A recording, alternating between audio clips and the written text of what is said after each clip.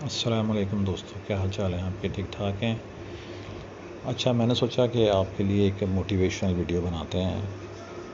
تو آج جن کے بارے میں ہم بات کریں گے انہوں نے اپنی زندگی کا آغاز ایک چائے کے کھوکے سے کیا، اور آپ لوگ شاید پہچان گئے ہوں، میں بابا فاضل کی بات کر رہا ہوں۔ جیسے آپ کو پتہ ہے کہ بابا فاضل صرف 6 جماعتیں پڑھے ہوئے تھے، اور آپ کو پتہ ہے کہ ان کی فیکٹری میں اس وقت جو ہے وہ ہر قسم کے پڑھے لکھے لوگ جاب کر رہے ہیں، ماسٹرز ہیں، ایم بی ایس ہیں، انجینئرز ہیں، ڈاکٹرز ہیں۔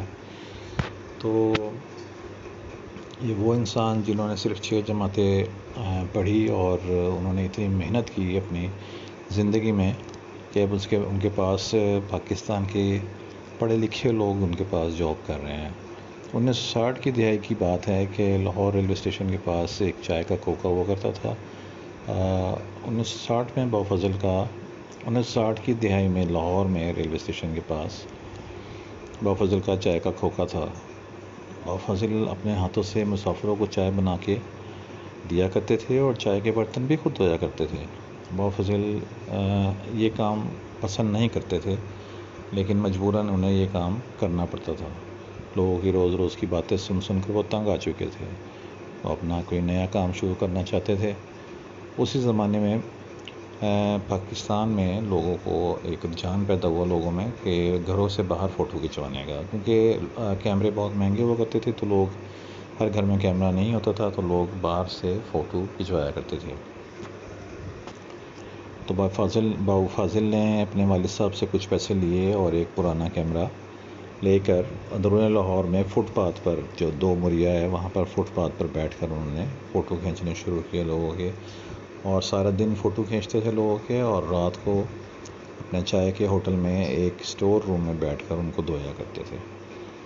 اور کیونکہ کیمرہ کافی پرانا تھا تو ان کے فوٹو خراب بھی ہوتے تھے، لوگ ان سے ناراض ہوتے تھے، انہیں جھڑکے ڈالتے تھے، لیکن اس کے باوجود بابا فاضل اپنا کام کرتے رہے، کیونکہ ان کی پسند کا کام تھا، انہیں پسند تھا یہ کام، چائے بیچنے سے بہتر سمجھتے تھے اس کام کو، اور دن رات محنت کرتے رہے۔ آخر 6 سال کی محنت کے بعد انہوں نے کچھ پیسے جوڑ لیے، اور اس کا انہیں فائدہ یہ ہوا کہ انہوں نے اپنے اسٹیشن کے پاس ہی ایک چھوٹی سی دکان خرید لی، اور اب وہ فٹ پاتھ سے اس دکان میں شفٹ ہو گئے۔ اچھا، ان دنوں پاکستان میں نئی فوٹو کاپی مشین آئی تھی، انہوں نے ایک فوٹو کاپی مشین خرید لی۔ بابا فاضل کے مطابق یہ فوٹو کاپی مشین ان کی زندگی میں تبدیلی جو آئی ہے اس میں اہم کردار جو ہے فوٹو کاپی مشین کا ہے۔ فوٹو کاپی مشین لینے کے بعد ان کی جو انکم تھی وہ 2 گنا 3 گنا ہو گئی، اور اب دکان جو ان کے پاس تھی انہوں نے اس کے اوپر بھی ایک منزل بنا لی۔ 1970 میں بابا فاضل کے 2 بیٹے جو تھے ان کی پڑھائی مکمل ہو گئی تھی، وہ بھی ان کے ساتھ کاروبار میں شامل ہو گئے، ان کا ہاتھ بٹانے لگے، اب یہ 1 سے 3 ہو گئے۔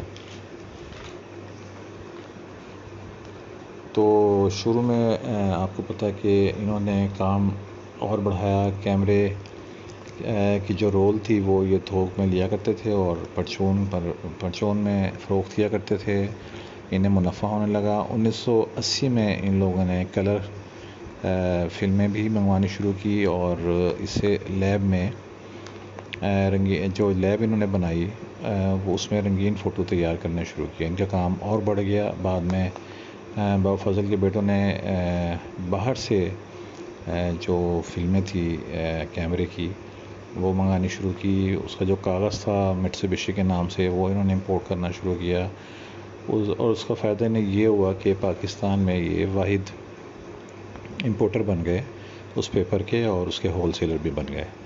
تو اس کے بعد انہیں اس سے اچھا خاصا منافع ہوا، انہوں نے نسبت روڈ چوک کے پاس ایک دکان خریدی، اور کچھ عرصے بعد اس کے ساتھ والی دکان بھی خرید لی۔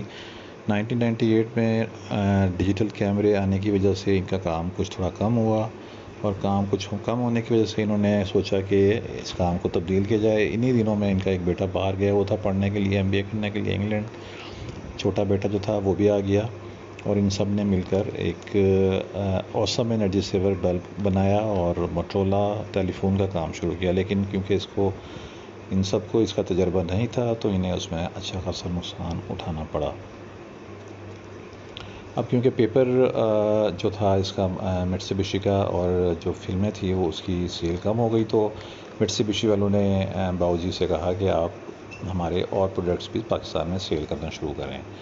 تو ان کی جو آپس میں ان کی ایگریمنٹ ہوا، اس میں یہ فائنل ہوا کہ شروع میں پاکستان میں مٹسوبشی والوں کے اے سی سیل کریں گے۔ تو باؤ فضل نے 500 اے سی اسٹارٹ میں انہوں نے منگوائے اور اس کی اشتہار پاکستان میں انہوں نے لگوا دیے۔ تو ابھی اے سی پاکستان میں ڈیلیور بھی نہیں ہوئے تھے، تو ان کے 500 اے سی سیل ہو گئے۔ اور سیل ہونے کے بعد جب انہوں نے دیکھا کہ اتنی زیادہ ڈیمانڈ ہے، تو انہوں نے اور اے سی منگانے شروع کر دیے، اور وہاں پہ ان کو اچھا خاصا فائدہ ہوا۔ اور جبکہ انہوں نے کافی معمولی سا اس میں انہوں نے پروفٹ اپنا رکھا تھا۔ 1998 سے 2004 تک باؤ فضل بہت کم منافع پر اے سی بیچتے رہے۔ پھر 2006 میں باؤ فضل نے چونک کے قریب 10 لاکھ روپے میں 32 کنال جگہ خریدی، جس میں انہوں نے مٹسوبشی کے تعاون سے اے سی پاکستان میں اسمبل کرنے کا ایک پلانٹ لگایا۔ اور پھر 2007 میں اورینٹ کی بنیاد رکھی اور اپنی چیزیں بھی بنانا شروع کر دی۔ اور اورینٹ نے دیکھتے ترقی کی منزلیں طے کی۔ بعد میں سیمسنگ نے بھی باؤ فضل سے کہا کہ آپ ہمارے پروڈکٹس پاکستان میں سیل کریں۔ اس طرح سیمسنگ کے بھی کچھ پروڈکٹس پاکستان میں باؤ فضل نے سیل کیے۔ آج کل ان کے پاس تقریباً 5000 لوگ کام کر رہے ہیں۔ باؤ فضل کی 30 سال کی دن رات محنت اور ان کی لگن نے چائے پتی سے ارب پتی بنا دیا، اور 4 مرلے گھر سے یہ لوگ 6 کنال کے گھر میں شفٹ ہو گئے۔ ان کا اپنا گھر ہے 6 کنال کا کلوبرگ میں۔ باؤ فضل کے خیال میں انہوں نے جو ترقی کی ہے، ان کی کامیابی کا راز صرف اللہ تعالیٰ پہ بھروسہ، اللہ کی عبادت اور دن رات محنت اور لگن کا نتیجہ ہے۔ دن رات محنت اور لگن کا نتیجہ ہے۔ باؤ فضل پہ کچھ کبھی ایسے وقت بھی دیکھے ہیں باؤ فضل میں جب انہیں 3 دن کھانا نہیں ملتا تھا، لیکن انہوں نے اپنی محنت جاری رکھی، اور اس محنت کا آپ یہ دیکھیں کہ پھل انہیں ملا ہے کہ انہوں نے ایک اتنا بڑا پلانٹ لگا لیا اورینٹ کا پاکستان میں۔ دوستو، مجھے امید ہے کہ آپ کو آج کی ہماری موٹیویشنل ویڈیو جو ہے وہ پسند آئی ہوگی، اور نیکسٹ اس طرح کی ویڈیوز کے لیے آپ میرا چینل سبسکرائب کریں، لائک کریں، اور ویڈیو کو شیئر کرائیں تاکہ میں آپ کے لیے اچھی ویڈیوز بنا سکوں۔ انشاءاللہ میں اس سے اور بھی آپ کو بہت ساری اچھی ویڈیوز، موٹیویشنل ویڈیوز بنا کے آپ کے ساتھ شیئر کروں گا۔ جب تک کے لیے اجازت دیجیے، اللہ حافظ۔